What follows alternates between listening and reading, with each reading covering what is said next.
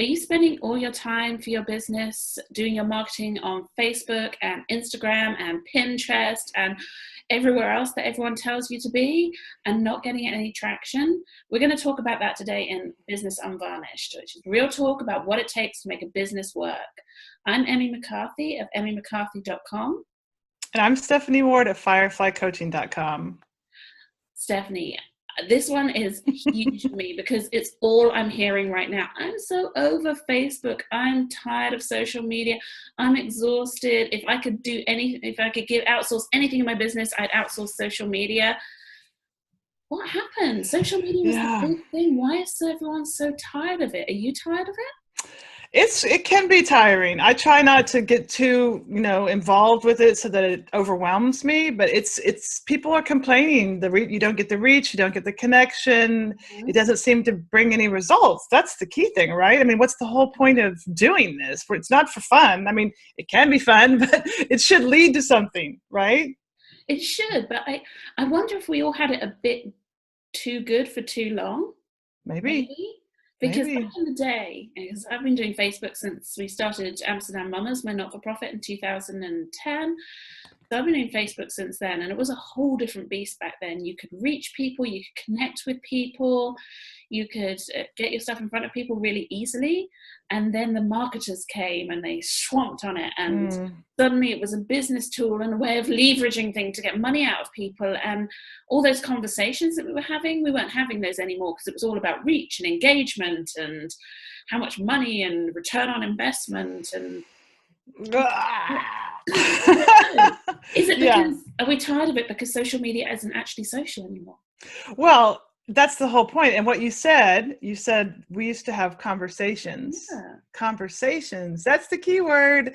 And that's what I think we need to have. And regardless of social media, you can have conversations with people. You can actually still do that. So I'm not saying get off social media completely. Just don't rely on it or put so much time into it thinking that's where you're going to connect with clients, and instead have conversations with people.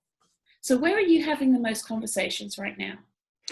I have conversations all over the place. I have them from, if you look at a continuum from virtual and small to in person, which is like the closest you can get.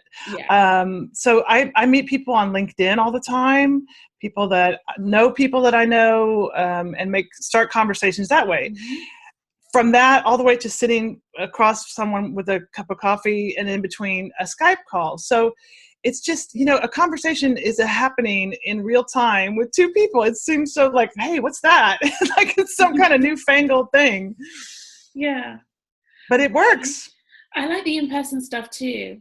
I do. I think for me, I don't know if you did this as well. I kind of swing between not having too many in-person conversations because I don't have time, and in-person conversations, if you're meeting people for coffee, that's an hour out of your day. If you've only got 25 hours in the week to work, then, a couple of those and it all starts to add up and it eats into your client time. But at the same time, I want to still be having these conversations with people. So how do you manage that? How do you balance, the time that you're spending having conversations with people? Are you having real conversations, not just trying to sell to them? It's not an intake call. It's not pitching your services. You're having genuine connection conversations. How do you create the time for that? Again, the other stuff that you have to do. That's such a good point, because you could literally spend your whole day, every day, meeting people for coffee. And let's be honest, the unvarnished truth is a coffee is way longer than 1 hour. Because you got to get there and it's anyway. So that does happen to us.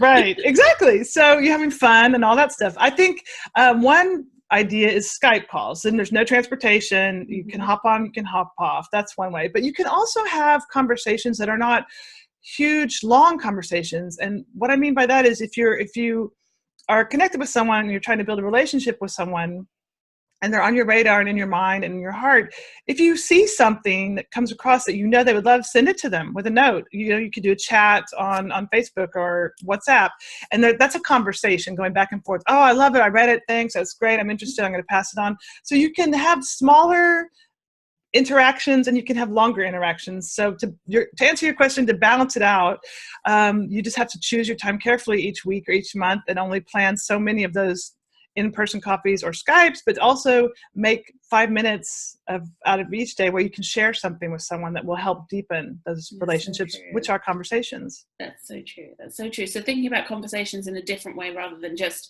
it has to be this long, extended, deep, in-depth, getting to know you, getting to know all about you kind of stuff. It can just be a connection point with people. Absolutely. And I think that's, we all want the longer one, right? We want that. So then we'll say, well, I don't have time now, so we're going to wait. And I say, go ahead and book that one. But in the meantime, have a 2-second exchange of GIFs. Have a GIF war on Facebook. GIF wars. Yeah. Naomi really. So millennial. Yeah. Well, I never win. Like with Naomi, she's always wins. But no, it's, that's fun because then you have a laugh. You see into someone's personality. And I'm a huge fan of sending stuff in the mail. That's not really what I would call a conversation, but it's a connection, I guess. It's a connection point still. It's a way to connect that's different than Facebook, Instagram, Twitter, social media. So this is what we started with, this whole social media binging and then what it's going to come from it. And yeah, it's nice. See it as something extra, but it doesn't have to be the main thing. No, it doesn't have to be the main thing. But I don't think that we're going to escape social media. No. I don't think it's going away. It may evolve. There may be different ways and different versions that come in, but all those times where we're like, Facebook's over, doesn't seem to have happened yet. No. So if it's not going to go away, how are we going to be able to make it a happier place for us to spend time as business owners? Mm-hmm. Do you think it would be better if we just stop thinking of it as a business tool?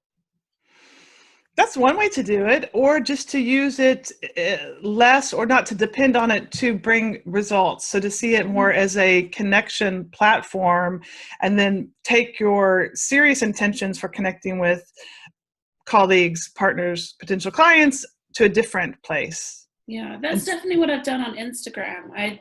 I will not use Instagram for business. I haven't even switched over to the stats because I don't need them. I don't need them. Right. But it's just a place where I kind of give a peek behind the scenes of what I'm doing. Because a lot of what I do is about time management and family and balance, and how do we put stuff out into the world and still have a life. And so I decided, well, what's a better way to do that? To actually show people, like put some pictures up, show what it takes to, pull the cookies out the oven while they're hanging on your foot and you're meant to be on a video call.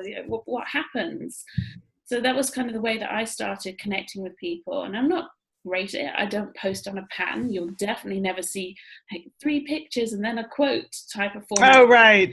Follow those accounts either. Yeah. And there's no stock photography because it doesn't feel like I'm connecting then. It feels like I'm selling. It feels like, and that's okay, but it's not what I want to do there. I wanted to keep one space that was just for connecting. Well, I like, that's another C word that I love besides conversations is the the connecting. I love it. It's like, yes, when we get to see behind the scenes, it makes us happy because we feel like, oh, we're hanging out with Emmy, or I was in the kitchen with you. So it is a way, it does give a good feeling. It's a bit unvarnished, right? It is absolutely a bit more authentic in the Seth Godin version of authentic, rather than it's so authentic, be your authentic self. Right. It's not that kind of authenticity, but I do show up consistently and I do show the truth about what it's like. Right. Now that's the key too, the connection and conversations. If you can connect with people on whatever level in an authentic way and have conversations, that is what's going to create relationships for a business. And the rest, just don't get sucked in by it. So maybe make that shift and really slow down and look, wait, how are you spending your time? Examine how much time you're spending. And a good measure, I always say, is if you want to see what's happening with your business, count how many conversations you're having per week. Oh, that's a good one. Do you have a figure?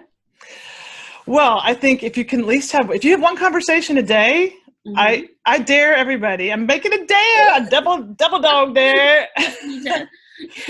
Just a small warning to anyone watching: Stephanie Dare is how Business Unvarnished started, so be careful what you take on.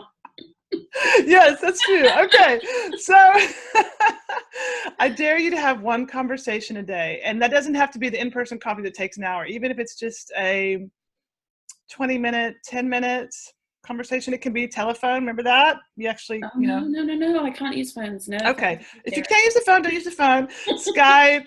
And the conversation doesn't have to be something you schedule. It could be a conversation when you pick up the kids at school with someone. I mean, it says don't constrain yourself. Yeah. Just be willing to have conversations and connect with people once a day, at least. All right, then. So we want you to let us know down there in the comments what you're going to do. You're going to take up Stephanie's dare to connect with people once a day, and how you're going to do it. And we'd also love to know, do you think that social media is over, or are you finding a way to make it work for your life and your business? Tell us, because this is Business Unvarnished. And we're going to wrap it up for today. Thank you so much, Stephanie. I love hanging out with you. And if you want to hear more from me, you can head over to emmymccarthy.com, where I'm going to implore you and beg you to sign up for Notes for the Curious, because it is worth your while. I have made sure that I don't put any fluff or filler in there. It's just hand-curated articles by me every 2 weeks to help you in your business and life. And if you want to hear more about what's going on with me and get some marketing tips, be sure to go to fireflycoaching.com and download a copy of my free special report, 7 Steps to Attract More Clients in Less Time. Okay, Stephanie, we're going to wrap it up. Thank you so much. That was so fun. And I will see you not on social media. See you not there. Bye. Bye.